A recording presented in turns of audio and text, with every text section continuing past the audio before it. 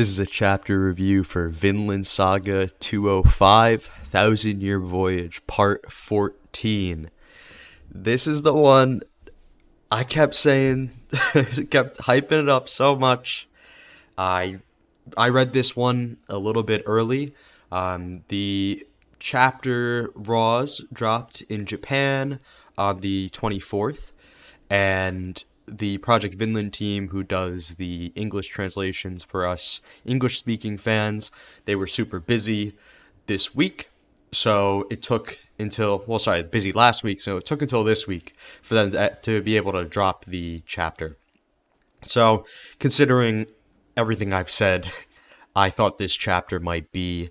I couldn't wait, and I went and I bought the Japanese Raws, and I Google translated them myself to try to figure things out. And I think for the most part, I understood what the chapter was getting at, but I needed to really see a professionally done translation like the Project Vinland team does in order to really take in and understand this chapter. And this chapter just really blew me away. It wasn't what I thought it would be, but it is still really, really great.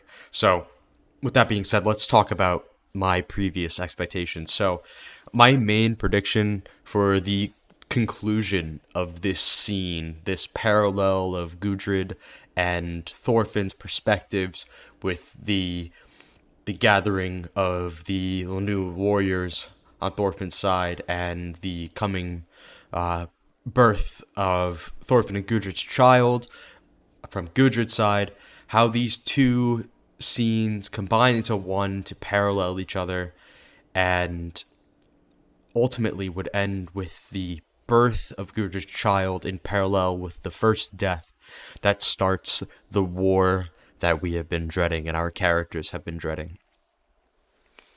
I specifically expected Hild's presence to be exposed in this chapter, and whatever rapid miscommunication that ensues from that point would lead to some very significant death, which I thought would either be Muin, who is the bear chief. You can see here on this page, he's a war chief from a different tribe that Misek has brought into this situation, or Hild herself, who may have to defend herself in being exposed and attacked without being able to explain herself.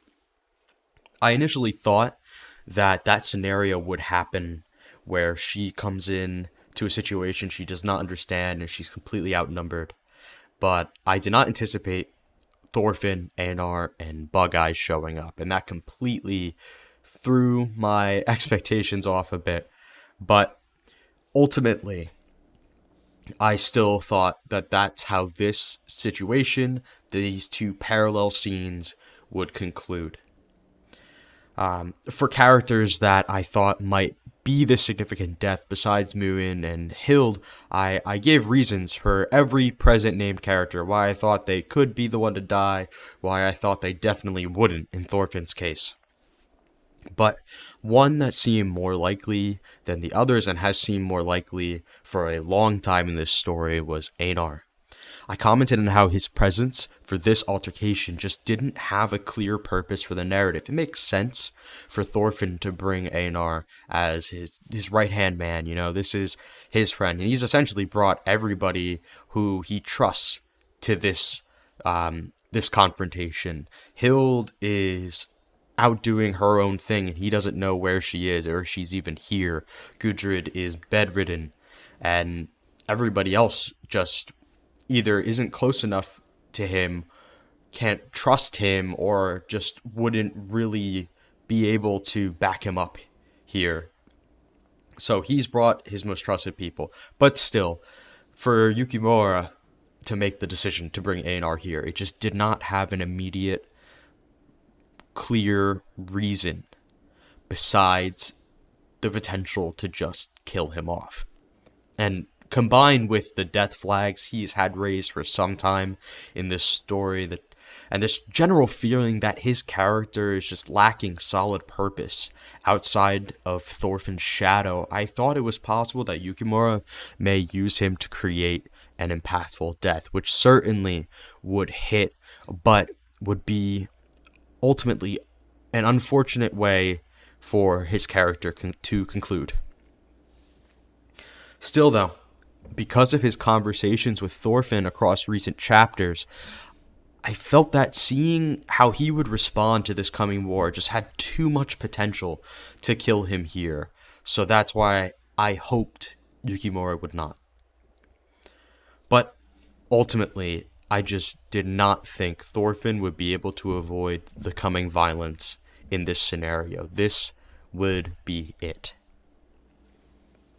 So let's begin the read through. So the cover page here focuses on the confrontation between Miskwekepu'j and Thorfin. You have some really cool panels of both of these. I love the detail and the lighting on Miskwekepu'j's face especially. And it just really, really sets up the pressure, the immense pressure of this altercation. But before we get to that, the chapter proper begins with a return to Gudrid's perspective once more. Gudrid, Karli, and Cordelia have finished eating the meal that Cordelia prepared for them. And as Gudrid begins to clean up, Cordelia insists that she just go lay down and rest.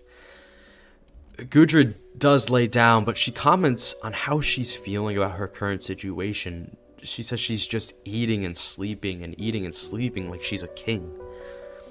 She has conflicting feelings about needing to be cared for like this. And despite her appreciating what Cordelia is doing for her, she just has this feeling of uselessness. But Gudrid continues, talking about how exhausted she is from eating for both herself and the baby. Cordelia comments on how Thorfin is late for dinner.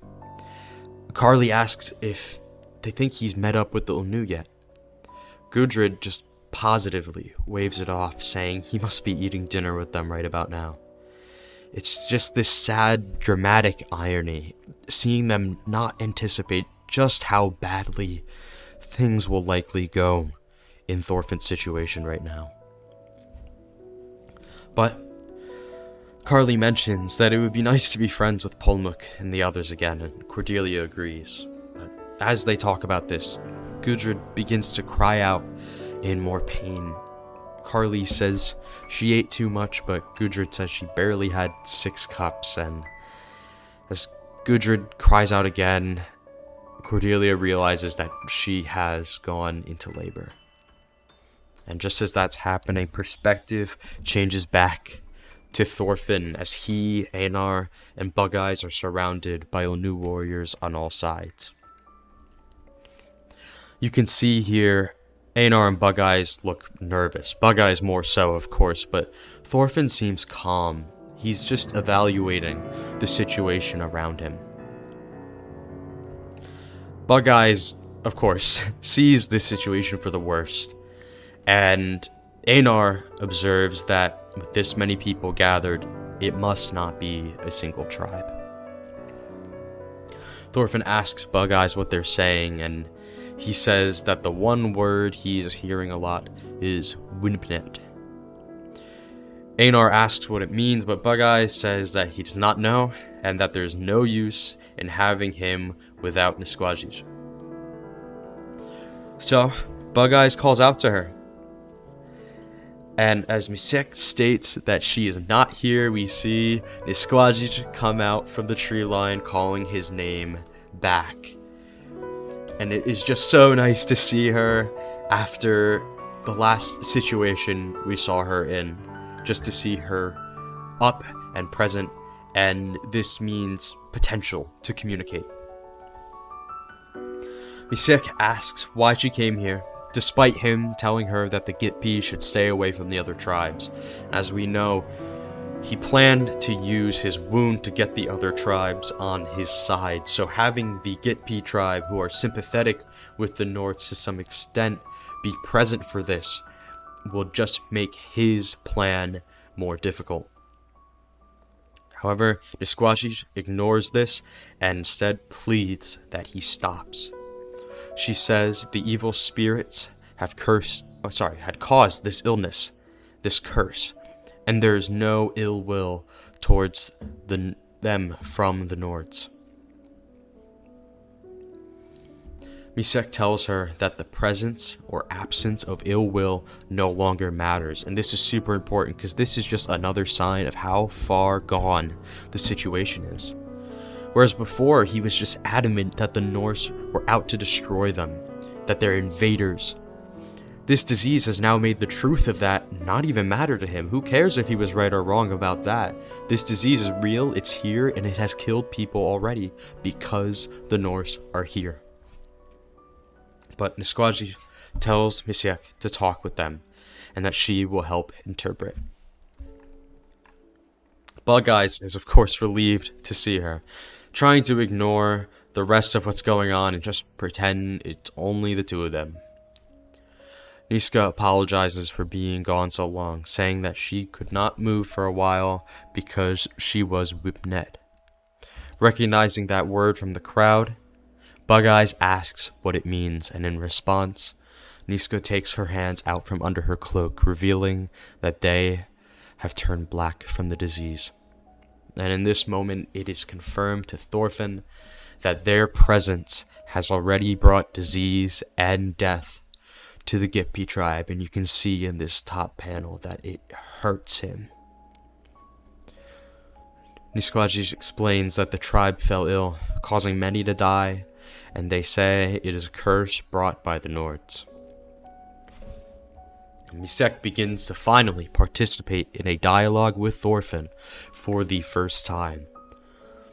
He sees that as he thought, the Nords recognized this illness that they have never seen before, and they brought it with them from across the sea.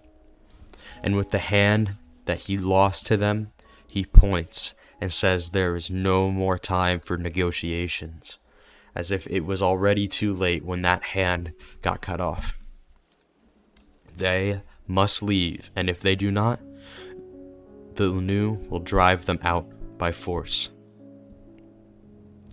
Bug Eyes translates, and Thorfin thinks to himself that it is unlikely that they will even be allowed to leave quietly despite this warning, and that they may not be able to avoid battle. But Arnar, hearing this as well, jumps in to defend them, pleading their innocence to the disease, saying that it's something they didn't mean to do. The warriors around them continue to yell out that they must leave, that their presence is enough to kill them, but someone also adds, "But leave your things behind."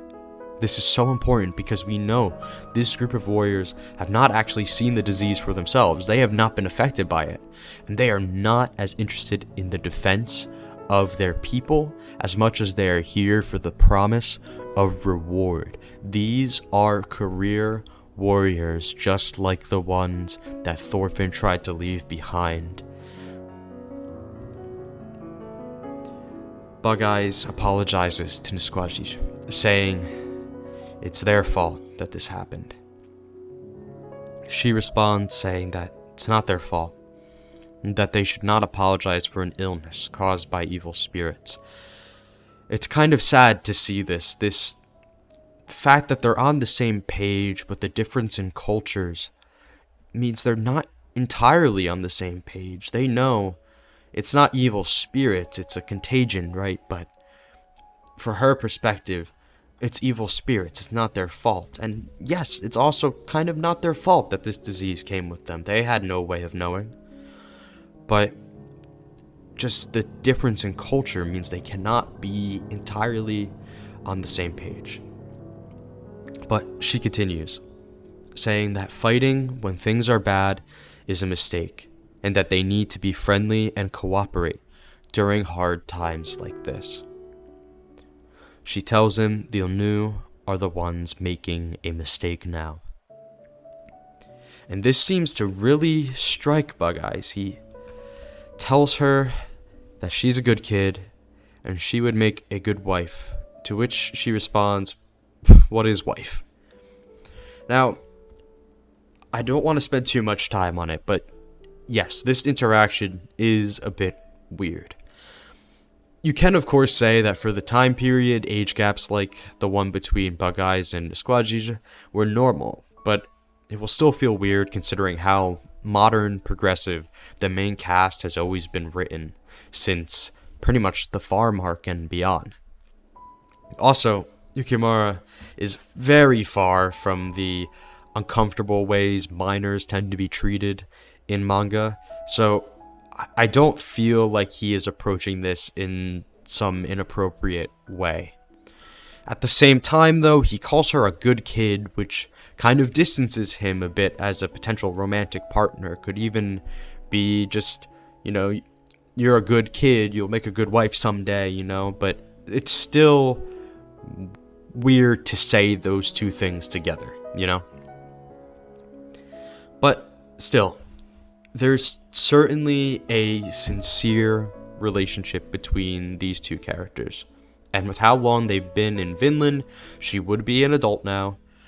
But this is the first time I've really felt there was any potential for romance between these two.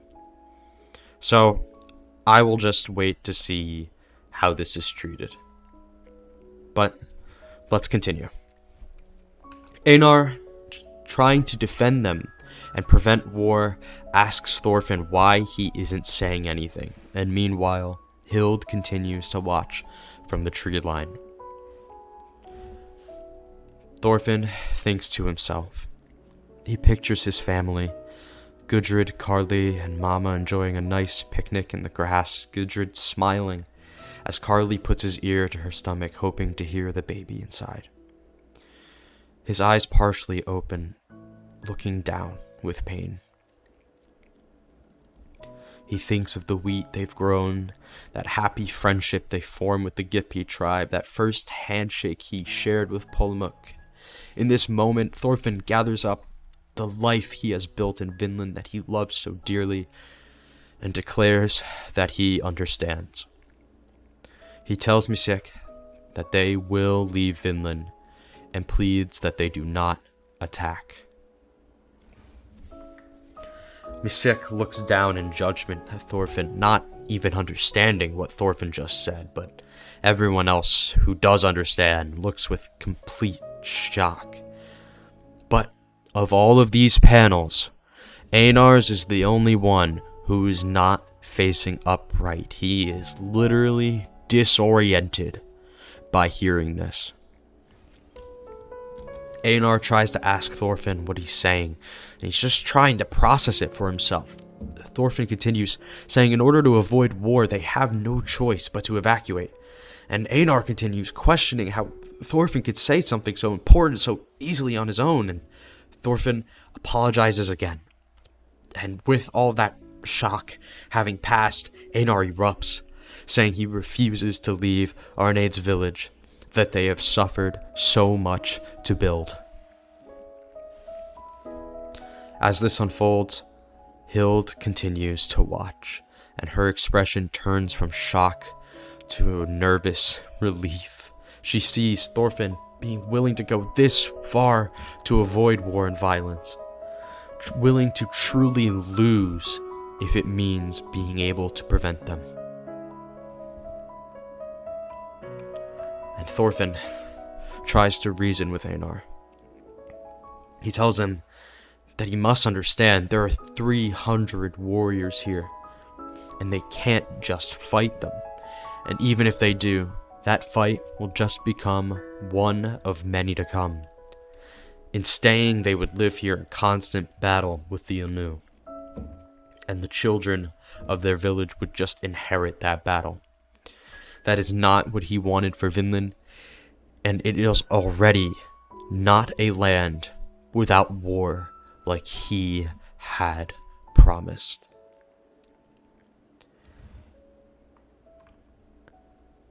Arnar, with pain and hopelessness, falls to his knees.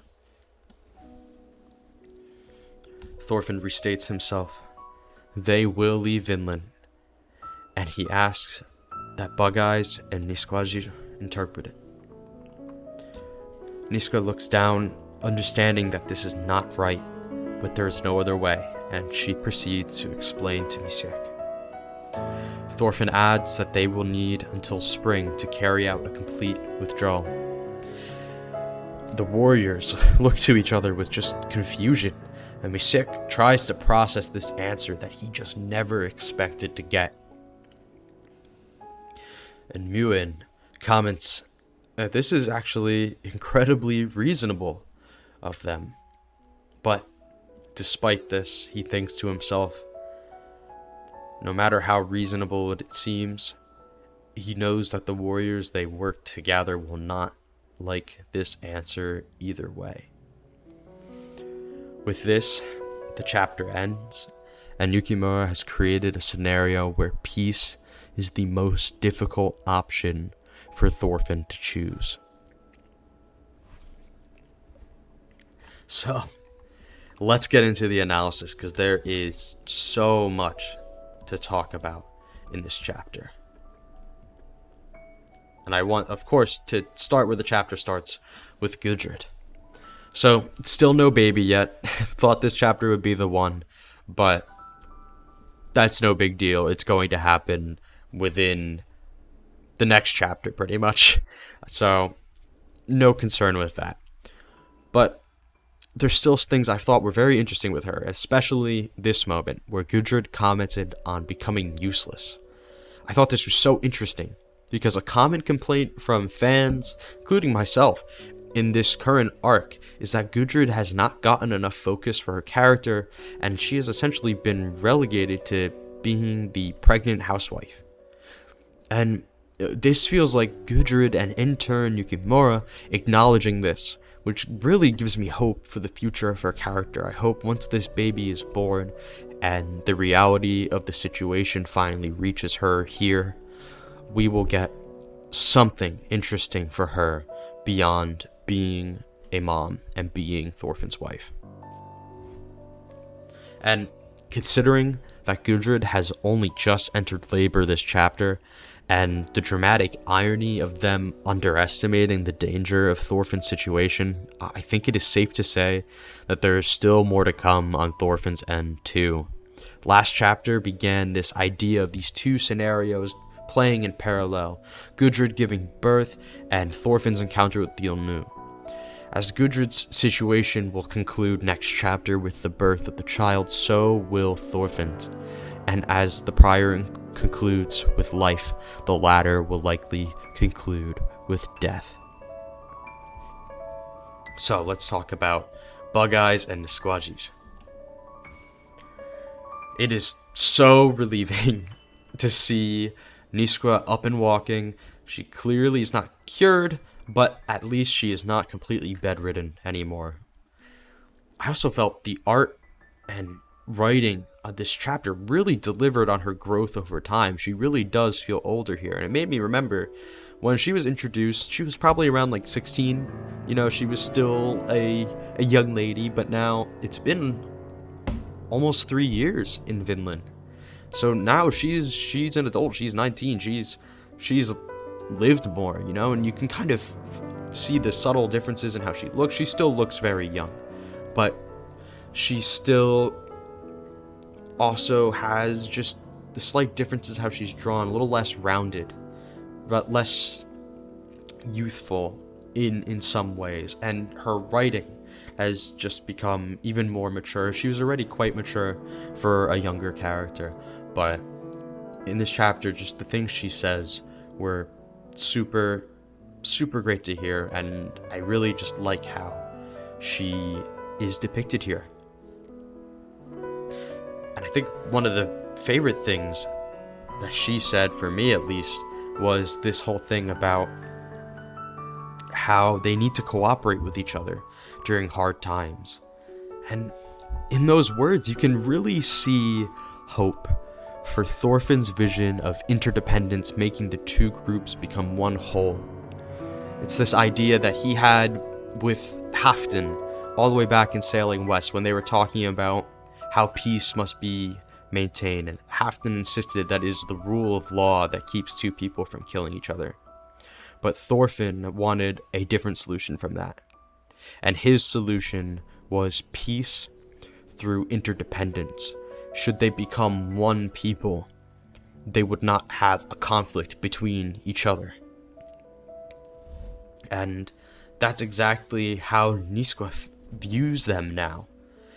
as just people who must cooperate with each other. They are in this scenario together, not separately. So, for Bug Eyes, despite my concerns with this whole wife line I discussed earlier, I do think this chapter still does a great job showing why this relationship, platonic or not, is good for Bug Eyes.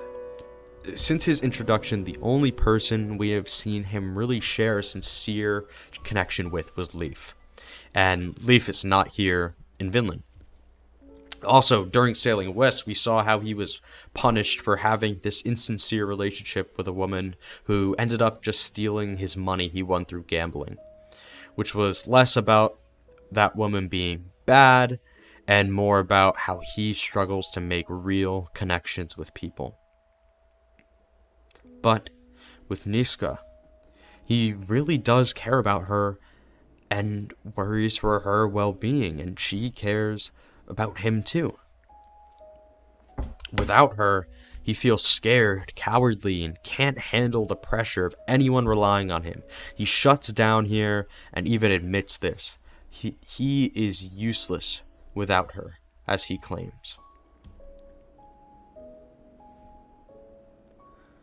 But with her, he feels safe, he feels brave, he's able to genuinely excel at the things he's good at, like navigating complex interpretations, as he does here.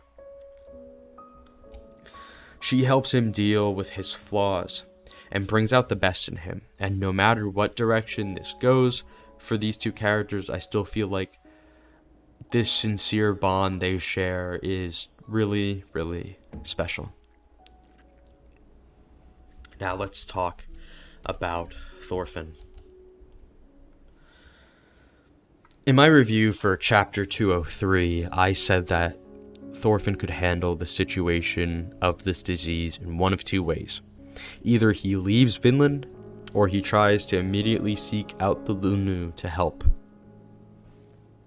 I felt both made sense for his character, but simply leaving without trying to extend a hand to the Gippi tribe just did not sound right for his character. But still, the fact that death has already been caused by their presence, his whole philosophy demands that he run away to avoid death and violence. And sure, you could argue that bringing a disease unintentionally upon these people is not violence, but I feel to Thorfinn it would be. But now, having come to talk, fully hearing them out, and seeing for himself that their presence has already caused and will continue to cause death for the Lnu, Thorfinn is able to make the difficult decision to leave Vinland. This is essentially a combination of these two ideas that I was bringing up, and it makes perfect sense for him. The first resort is always to talk and understand, so he seeks them out immediately. And if he must ultimately choose between running or facing violence, once he does talk and understand, he will absolutely run.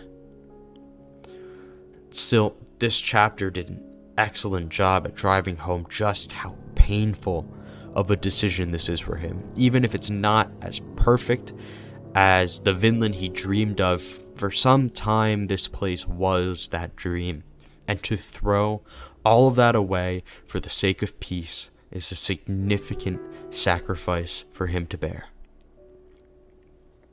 It is ultimately very tragic that his philosophy that demanded he run here to Vinland in the first place now demands that he run from it.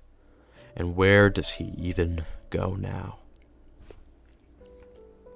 Also, if you think this means that Thorfinn will just leave and the manga will end without war because of it, definitely be patient, let it cook. Even if Thorfinn wants to leave, there is just no way he will be able to convince Ivar and his followers to leave. So, what if Thorfinn tries to leave with his family and anyone else who wishes to follow?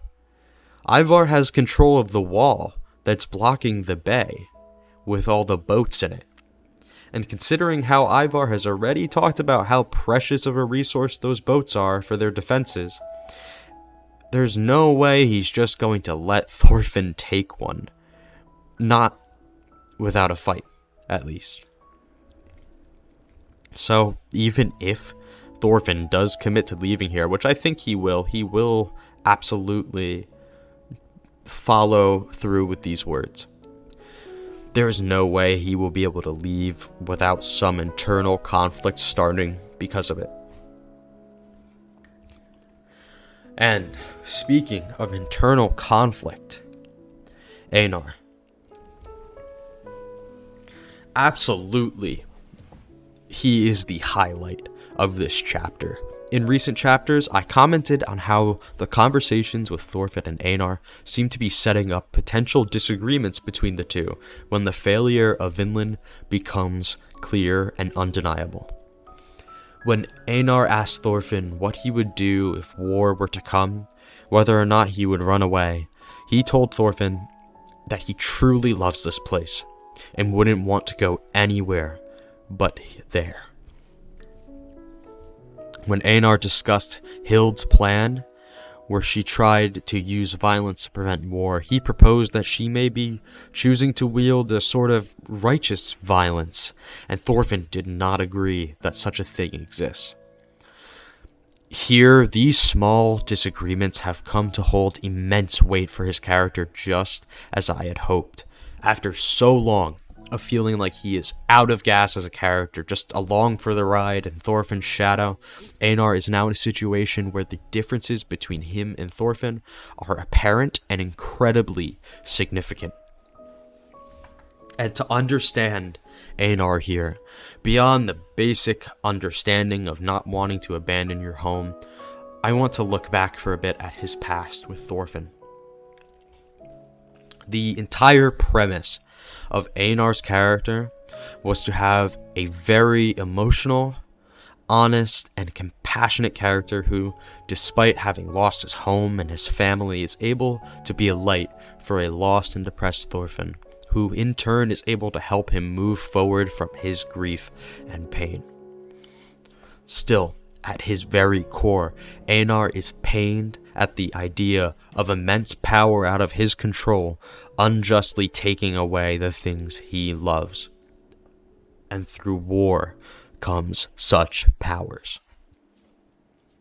So, with no vision for a future when he's free, he gravitates towards Thorfinn's idea of a world without war and slavery.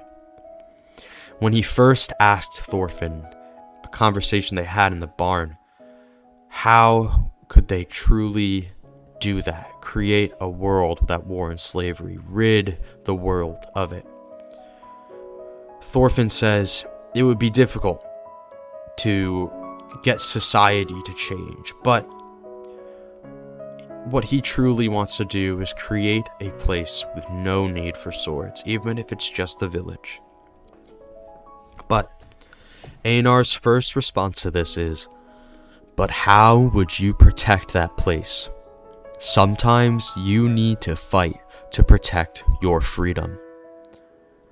Thorfinn's response to this is the idea of Vinland, a place where they can run to that is so far out of reach from war and slavery, where they can start anew with a clean slate. And with this, Arnar finally hears something that he can have hope in, and it truly resonates with him. Even after losing Arnar, who he cared so deeply for, he was able to push on for the sake of that hope, what Vinland is. From the moment their shared resolve to go to Vinland for Arnar is solidified with their handshake, Arnar leans on Thorfinn's promise of what Vinland is. Everything they go through traveling east through the Baltic is all for the sake of reaching it and finally being free of all of it. When they finally arrive, he proudly declares he will grow wheat there, dedicates a statue to Arnheid's memory, has the village named after her because of it, and comes to truly connect with and love this place as his home he will never lose. Now, that dream of what Vinland is has been shattered. It is a place with war chiefs and warriors already, and war is on their doorstep now. With that promise gone, Arnar is back to that very first question he asked Thorfinn. How is he supposed to defend this place, his home? How is he supposed to defend his freedom? Thorfinn is willing to make sacrifices like this. As painful as they are, he has the strength to run away and lose it all. And that is not a normal thing for someone. Arnar has always been one to wear his heart on his sleeve and stand up for himself when he feels wrong. It is his heart of gold, his total faith in Thorfinn's promise of Vinland, his promise to Arnar to create this village in her honor, and this sincere hope to never lose his home again that has brought him to this land, allowed him to deeply connect with it, and ultimately brings him crashing down onto his knees when faced with losing it all. I firmly believe that this will lead Arnar not just to disagree with Thorfinn, but defy his decision to leave, and this moment will not be the end of his desire to remain here. Looking back on it all, it truly feels that this is the role Arnar was always meant to play since the beginning. I've always said that the Vinland arc is not just something Yukimura is coming up with as he's writing. To some extent, of course, his ideas will change, but when he made these characters way back when, he had a vision for how they would play into the point of this story, which is this arc, and this is what Arnar was meant for. Now, kind of building off this, I want to talk about one topic that just transcends the chapter it was introduced in. It has pushed into almost every chapter discussion I've done, and this chapter will be no different, and that is the idea of the scariest man. When the idea of the scariest man was brought up by Thorfinn at the beginning of this arc when they first arrived, Thorfinn defined this person as someone who wages war despite hating it deeply, and he says that such a person would be incredibly strong because of this. Over time, I came to think that Miskwekepu'j was the person that Yukimura was hinting at with that scene, and I'm sure so many people were on that same page with me. A lot of people were just saying, oh, there's the scariest man that Yukimura was referring to. We found him. But then, with Sturk's idea of how they're all afraid of war, and for their peace of mind, they must prepare for it, I thought he may be another character who fit this description. But then when Hild made her move against Ivar and Sturk and kind of revealed them to be ignorant to war overall, and she threatened them with violence to prevent war, and said she would go for Miskwekepu'j as well, I thought for sure that she and Miskwekepu'j were meant to be the scariest person for the opposing sides of this conflict, Hild on the north side and Miskwekepu'j on the Ilnu side. But now, with Arnar's refusal to leave and his immense fear of losing his home to war once again, I realized that he too could fit this role should he stay. And if even Arnar will come to be the warrior Thorfinn hoped did not exist on this island, I realized that Yukimura may not have been alluding to one or two characters that are this scariest man, but to the collective flaws the characters around Thorfinn will all fall to when faced with the fear of losing all they love and all they've dreamed about, when running away is no longer the path of least pain. So, my overall thoughts, it is just absolutely amazing to me what this chapter was able to accomplish. The art was just stellar, but the future of the story that the writing sets up here has absolutely taken the cake. What at first seemed to me like a situation that would simply happen to Thorfinn before he's able to really apply his philosophy to it, it has now become a situation he has been given the opportunity to accept as a loss and choose to run away from. It's refreshing to see Thorfinn get some agency back in this story and accept reality after so much time of insisting that things would work out and war would not come. Even if he is choosing to run to prevent war, this was always the true last resort for him before any kind of violence. We have always known that. Now, making Thorfinn's primary motivation be to apply his ideals to the situation and leave has made for numerous potential conflicts and complications beyond just the conflict with the Ilnu. Arnar does not want to leave, and he does not approve of Thorfinn's decision here. Ivar and his followers have no reason to want to leave at all. In fact, the disease is kind of beneficial to them. And they have been acting on the idea that this war would happen regardless. Muin knows that the warriors he has gathered will want their reward for coming, and will not be content to just let Thorfinn leave. And then Miskwekepu'j has lost control of this situation. Even if he accepts Thorfinn's retreat, he will not be able to prevent the war that he has begun, which he desperately wished to avoid from the very beginning. Now, his desires are actually aligned with Thorfinn's decision. He wants them to leave, and Thorfinn said, okay. But it is just too late for that agreement to even matter. Still though, this chapter was not the big start of the war that I anticipated, but honestly, I am not complaining, considering everything this chapter gives, especially with Arnar.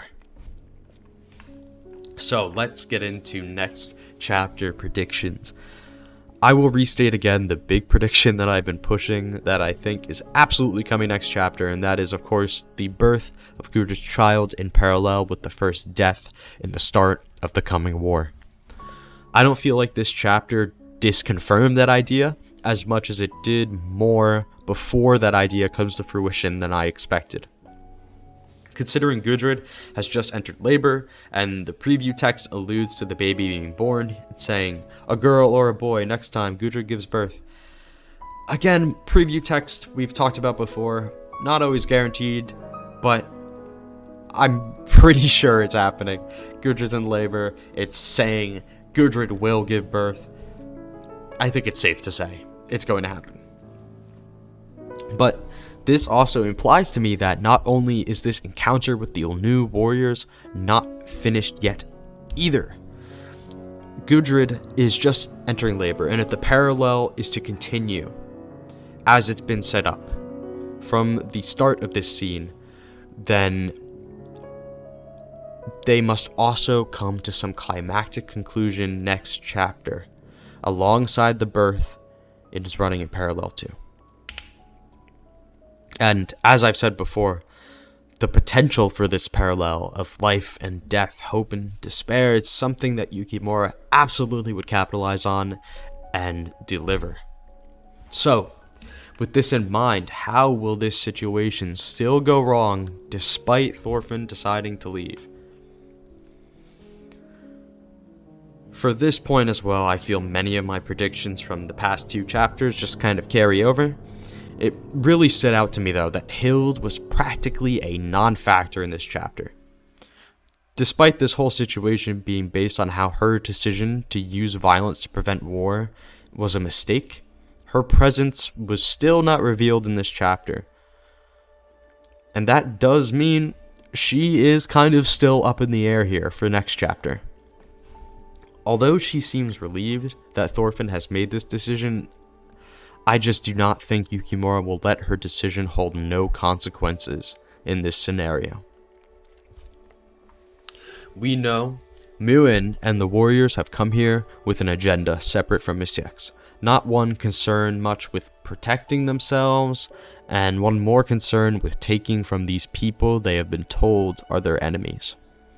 Muin seems to have acknowledged that Thorfinn is being reasonable at least, but He knows that the promise of war and reward driving the warriors they have gathered is not going to let them be content with such a resolution. And in a meta sense, these warriors are kind of like the audience, ready for a war to begin and not willing to just allow the dissatisfaction of simply running away in the end. With all this in mind, I believe that despite her no longer posing a real threat, Hild will be spotted in the tree line, and in that moment there will no longer be an opportunity for communication, as the warriors try to deal with this assassin. Muin may direct them himself in order to give them what they came for, or maybe one of them will see her and a panic will ensue, causing the rest to follow. Either way, I believe Hild's decision to posture for violence rather than approaching in earnest as Thorfin has will create a situation where she will be given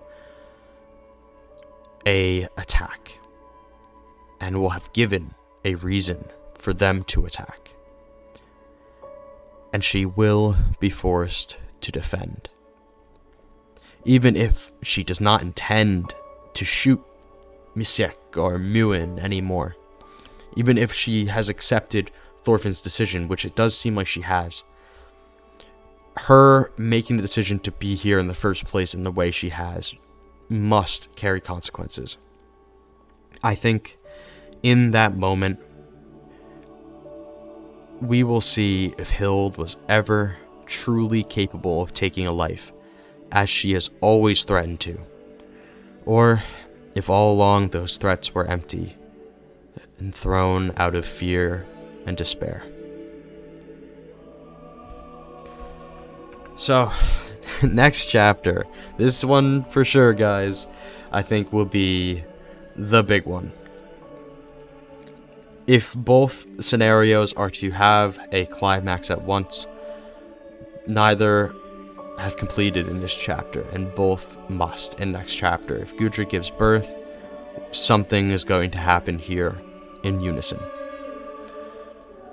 As for who it is, again, could be Hild defending herself.